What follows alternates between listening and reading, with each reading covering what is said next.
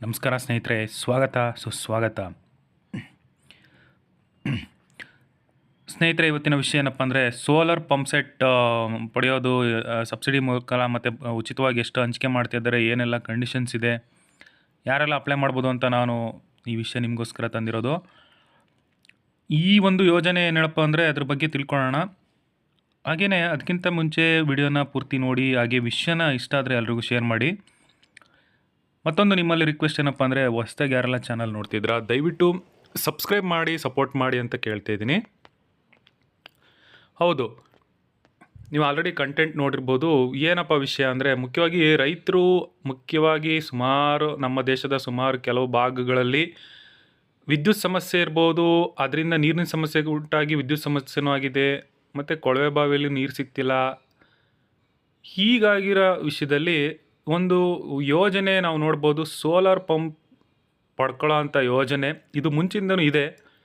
ಇದಕ್ಕೆ PM ಕುಸುಮ್ ಯೋಜನೆ ಅಂತಲೂ ಹೇಳ್ತಾರೆ, ಮತ್ತು ಸೂರ್ಯ ರೈತ ಯೋಜನೆ ಅಂತಲೂ ಸಹ ಹೇಳ್ತಾರೆ ಸ್ನೇಹಿತರೆ.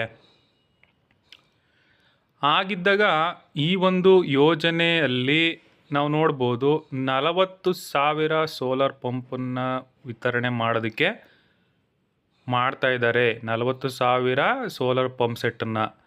ಸೊ ಯಾರೆಲ್ಲ ಪಡ್ಕೋಬೋದು ಅಂತ ಹೋದರೆ, PM ಕುಸುಮ್ ಯೋಜನೆ ಅಡಿಯಲ್ಲಿ 40,000 ಪಂಪ್ ಸೆಟ್ಟನ್ನು ವಿತರಣೆ ಮಾಡೋದಕ್ಕೆ ಯೋಜನೆ ಹಾಕಿದ್ದು. ಆ ರೀತಿಯಲ್ಲಿ 40,000 ಸೋಲಾರ್ ಪಂಪನ್ನು ವಿತರಣೆ ಮಾಡಿರೋದು ಅಂತ ತಿಳಿದು ಬಂದಿದೆ. ಈ 40,000 ಯೋಜನೆಯಲ್ಲಿ ಯಾವ ರೀತಿ ಪಡ್ಕೋಬೋದು, ಯಾರೆಲ್ಲ ಅರ್ಹರು, ಏನೇನು ಕಂಡೀಷನ್ಸ್ ಇದೆ ಅಂತ ನಾವು ನೋಡ್ತಾ ಹೋದರೆ, ಫಸ್ಟು ಆದ್ಯತೆ ಏನಪ್ಪ ಅಂದರೆ, ಈಗ ರೈತರು ಈಗಾಗಲೇ ಅನಧಿಕೃತ ಪಂಪ್ ಸೆಟ್ಟನ್ನು ಸಕ್ರಮಗೊಳಿಸುವುದು. ಹಾಗೆಯೇ ಈ ಯೋಜನೆಯಡಿಯಲ್ಲಿ 10,000ಕ್ಕಿಂತ ಹೆಚ್ಚಿನ ಮೊತ್ತವನ್ನು ಪಾವತಿಸಿ ನೋಂದಣಿ ಮಾಡಬೇಕಾಗುತ್ತದೆ. ಅಂಥವರಿಗೆ ತೆರೆದ ಬಾವಿಗಳಿಗೆ, ಮುಖ್ಯವಾಗಿ ಅವರಿಗೆ ಪರಿವರ್ತಕ ಅಥವಾ ಟ್ರಾನ್ಸ್ಫಾರ್ಮರ್ ಅಂತ ಏನು ಹೇಳ್ತೀವಿ, ಅವು 500 ಮೀಟ್ರಿಗಿಂತ ಹೆಚ್ಚು ದೂರದಲ್ಲಿದ್ದವರಿಗೆ ಮೊದಲ ಆದ್ಯತೆ ಕೊಡ್ತಾರೆ. ಹಾಗೂ ಈ ವರ್ಗದಲ್ಲಿ ನೋಂದಾಯಿಸುವಂಥ ರೈತರಿಗೆ ನೋಂದಾದವರಿಗೆ ಮೊದಲು ಆದ್ಯತೆ ಕೊಡ್ತಾರೆ. ಅಂದರೆ ಫಸ್ಟ್ ಕಮ್ ಫಸ್ಟ್ ಸರ್ವ್ ಸಿಗುತ್ತೆ ಅಂತ ಸಹ ಹೇಳಲಾಗುತ್ತೆ. ಮತ್ತು ಅವರಿಗೆ ಈ ಒಂದು ವಿದ್ಯುತ್ ಪಂಪ್ ಸೆಟ್ ಅಥವಾ ಸೋಲಾರ್ ವಿದ್ಯುತ್ ಪಂಪ್ ಸೆಟ್ಟನ್ನು ಅಳವಡಿಕೆ ಮಾಡಿಕೊಡ್ತಾರೆ. ಎರಡನೇ ಆದ್ಯತೆ ಯಾರಿಗಪ್ಪ ಅಂದರೆ, ರೈತರು ಈಗಾಗಲೇ ಅನಧಿಕೃತ ಪಂಪ್ ಸೆಟ್ಟನ್ನು ಸಕ್ರಮಗೊಳಿಸುವುದನ್ನು UNIP ಅಂತ ಏನು ಹೇಳ್ತೀವಿ, ಅದಕ್ಕೆ ಆ ಯೋಜನೆ ಅಡಿಯಲ್ಲಿ ₹50 ಅರ್ಜಿ ಶುಲ್ಕ ಪಾವತಿಸಿ ಅರ್ಜಿನ ನಾವು ನೋಂದಾವಣೆ ಮಾಡ್ಕೋಬೇಕು. ಇವರುಗಳ ಕೊರೆದ ಅಥವಾ ತೆರೆದ ಬಾವಿಗಳು ಪರಿವರ್ತಕ ಟ್ರಾನ್ಸ್ಫಾರ್ಮರ್ ಅಂತ ಏನು ಹೇಳ್ತೀವಿ, ಅದು ಮುಖ್ಯವಾಗಿ ಅದು ಏನಪ್ಪ ಅಂದರೆ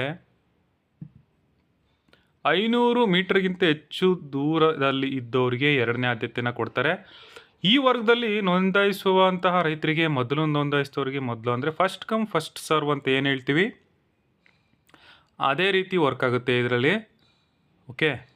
ಸೊ ಮತ್ತಿನ್ನು ಮೂರನೇ ಆದ್ಯತೆ ಅಂದರೆ ಸ್ಟೆಪ್ ಬೈ ಸ್ಟೆಪ್ ಆದ್ಯತೆಗಳನ್ನ ಕೊಡ್ತಾ ಇದ್ದಾರೆ. ಮೂರನೇ ಆದ್ಯತೆ ಏನಪ್ಪ ಅಂದರೆ, ಹೊಸದಾಗಿ ಅರ್ಜಿ ಸಲ್ಲಿಸೋಂಥ ರೈತರು ಕೊರೆದ ಅಥವಾ ತೆರೆದ ಬಾವಿಗಳ ಪರಿವರ್ತಕತೆ ಟ್ರಾನ್ಸ್ಫಾರ್ಮರ್ ಅಂತ ಏನು ಹೇಳ್ತೀನಿ, ಅದು 500 ಮೀಟ್ರ್ಗಳಿಗಿಂತ ದೂರವಿದ್ದು ಮತ್ತು 20% ಹಣ ಪಾವತಿಸುವವರಿಗೆ ಮೂರನೇ ಆದ್ಯತೆನ ಕೊಡ್ತಾರೆ.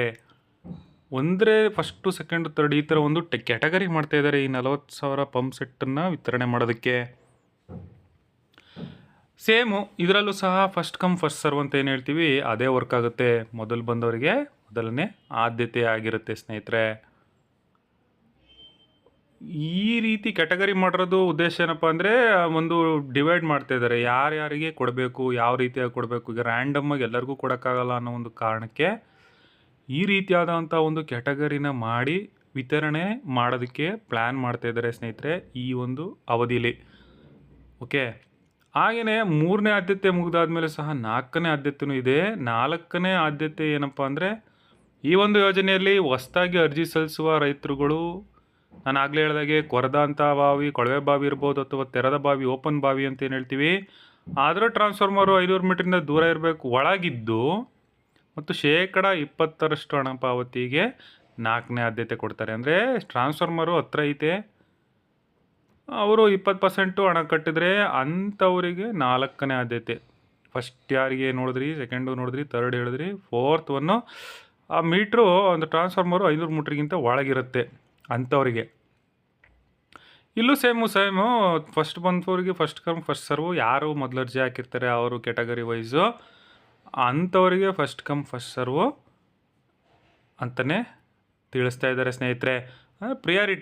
ಪ್ರಿಯಾರಿಟಿ ಮೇಲೆ category wise priority basis first come first serve ಯಾರು ಬರ್ತಾರೆ ಅವರಿಗೆ ಈ ಒಂದು ಆದ್ಯತೆಗಳು. ಕೃಷಿ ಪಂಪ್ ಸೆಟ್ಟಲ್ಲಿ ಸೋಲಾರ್ ಘಟಕನ ಅರ್ಜಿ ಸಲ್ಲಿಸೋದಾದರೆ ಈ ಯೋಜನೆಗೆ ಅಧಿಕೃತ ಜಾಲತಾಣಕ್ಕೆ ಭೇಟಿ ನೀಡಿ ಅರ್ಜಿನ ಸಲ್ಲಿಸ್ಬೋದು. ಅಥವಾ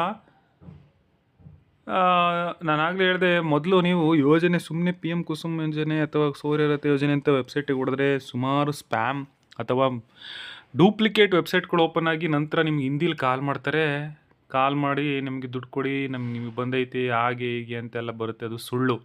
ದಯವಿಟ್ಟು ಆ ಥರ ಮಾಡೋಕ್ಕೋಗ್ಬೇಡಿ. ಇದು DDಲೇ ವರ್ಕ್ ಆಗುತ್ತೆ ಮತ್ತು ಸರ್ಕಾರದಿಂದನೇ ಆಗೋದು. ಹೌದಾ? ನೀವು ಸುಮ್ಮನೆ ಹಾಕ್ಬಿಟ್ಟು ಅವರು ಫೋನ್ ಮಾಡ್ತಾರೆ, ನೀವು 50,000 ಕಟ್ಟಿ ಈಗ ಟ್ರಾನ್ಸ್ಫರ್ ಮಾಡಿ ಆ ಥರ ದಯವಿಟ್ಟು ಮಾಡೋಕ್ಕೋಗ್ಬೇಡಿ. ಇದು ಮೋಸ. ಡಿಪಾರ್ಟ್ಮೆಂಟ್ ಆಫ್ ಅಗ್ರಿಕಲ್ಚರ್ KSTA ಕೃಷಿ ಇಲಾಖೆ ವೆಬ್ಸೈಟಲ್ಲಿ ಚೆಕ್ ಮಾಡಿ, ಅಥವಾ ನಾವು ಹತ್ತಿರದ ರೈತ ಸಂಪರ್ಕ ಕೇಂದ್ರ ಅಂತ ಏನು ಹೇಳ್ತೀವಿ ಅಲ್ಲೋಗಿ ವಿಚಾರಣೆ ಮಾಡ್ಬೋದು. ಏನಿದೆ ಯೋಜನೆಗಳಿದೆ, ಬಂದಿದೆ, ಯಾವ ಜಿಲ್ಲೆಗೆ ಬಂದಿದೆ, ನಮ್ಗೆ ಏನು ಬಂದಿದೆ ಮತ್ತು ಯಾವ ಕೆಟಗರಿಗಿದೆ ಅಂತ ಚೆಕ್ ಮಾಡ್ಕೋಬೋದು ಸ್ನೇಹಿತರೆ. ಸೊ ಈ ವಿಷಯನ ಮುಗಿಸ್ತಾ ಇದ್ದೀನಿ. ದಯವಿಟ್ಟು ವಿಷಯ ಇಷ್ಟ ಆದರೆ ಎಲ್ಲರಿಗೂ ಶೇರ್ ಮಾಡಿ ಮತ್ತು ಇದ್ರ ಬಗ್ಗೆ ಇನ್ನೂ ಕೂಲಂಕುಷವಾಗಿ ತಿಳ್ಕೊಳ್ಳಿ ಅಂತ ಹೇಳ್ತಾ ವಿಷಯ ಮುಗಿಸ್ತಿದ್ದೀನಿ. ನಮಸ್ಕಾರ.